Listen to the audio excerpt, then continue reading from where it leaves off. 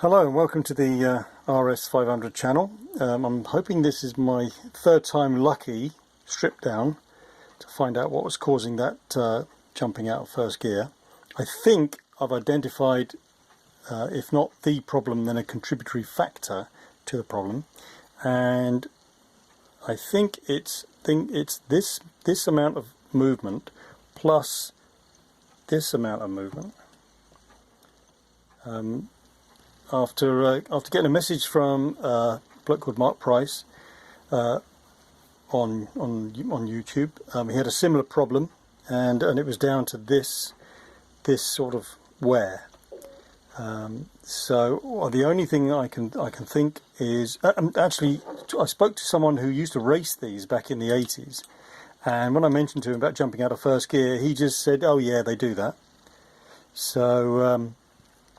And he said it is what I've suspected, that the wear in the dogs and or the slot. So when I go into first gear,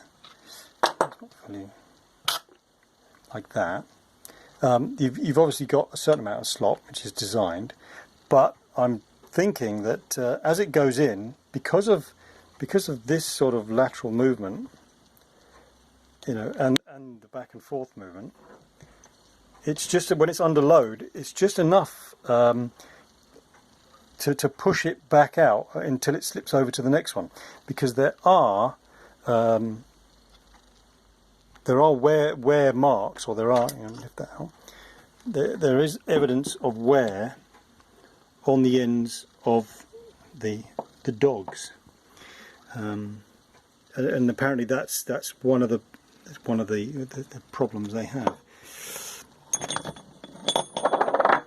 You get like a radius on the end of these dogs here. Now, it doesn't look a lot, and I may be clutching at straws, but reading other stories on the internet and speaking to certain people, they all contribute to it. I'm not saying that it is the problem, but it certainly doesn't help. And also there's this metal bush, there's this hard steel bush on here that goes inside the gear, and there is wear on there. There's no doubt that it is worn. Whether again it's excessive or not, I don't know. You probably can't make it out. So I went and made a brass bush. I replicated the steel one, made it out of brass, and I don't know whether I got my dimensions wrong, but it didn't seem to make any difference to the actual amount of play. It feels nice and snug. Let's see if I can prop it out. It feels nice and snug at first, but of course there has to be a certain amount of clearance for the oil to get in. So that's with the brass one in there, and I'll try and keep the camera still. I suppose it is slightly reduced with the brass push in there, but of course you have to have a little bit of play to allow the oil to get in. But what worries me is a brass bush going to be strong enough? You know, is it not going to wear? I mean, there's an oil way inside, and I drilled a hole for the oil. It was just an experiment. I just thought, oh, I'll take out that play by making a brass one, and it actually didn't take as much out as I thought it would. But do I fit it? Only to find out that it wears really quick, and I've got to have the engine apart again. So, or do I stick with the? Sorry, I'm not holding the camera still. Do I stick with the steel one?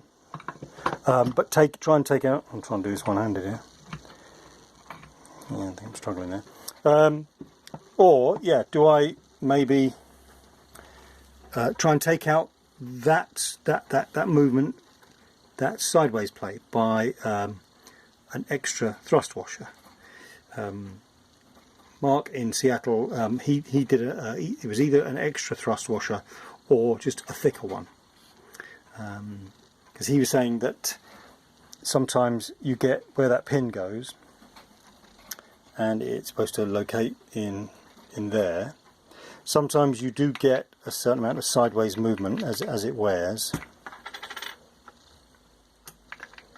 You get a certain amount of sideways, you know, back and forth, which again, it's one of those things that on its own it's probably not enough to cause the problem, but the combination of all those small amounts of wear, plus the wear on the ends of the dogs, is just enough that under load it just kicks it back out, and then it slots into the next the dogs slot into the next slot, and by that time, as you've accelerated, you've picked up the momentum.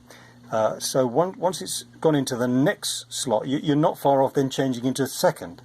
So it won't come out again. It's only that initial putting into first gear, accelerating in first gear, and then there's just enough movement to slide that back out over into the next one. But that is all I can think of. And apart from buying another second-hand gearbox, where you could literally just be buying one with the same problem, I'm more inclined to try and do what I can to fix this one, because the rest of the gears and everything is all good. So the other thing which I noticed, and again I don't know if it makes any difference, but is it one of those things where every little help, take out as much, the actual drum, and you probably can't make it out on this camera, but the drum has a small amount of back and forth play. Try and replicate. And you see that? And is it a case of that when you click into gear, it pushes the fork over, meshes the gears together, but because there is a small amount of sideways play, that also contributes to the dogs not meshing as positively as they could be. So it's a case of just trying to take out as much sideways play as possible, because that's the only thing it can be. I replaced the selector. See here. I replaced the selector arm with the star behind it. Replaced all that, and that obviously wasn't the issue. So it must be something like that. There's no teeth missing. The teeth are all in good condition, and so that's where I'm looking at the moment. And of course you can't get any of these gears from Honda. You can't get this hardened steel bush anymore. That's obsolete. So I'll try again. I'll put it together. I'll see about getting see if I can find, or in my box of many spares, see if I can find either another thrust washer or a thicker one to take out that sideways movement, and we'll go from there. Anyway, thank you for your advice, and I'll let you all know how I get on.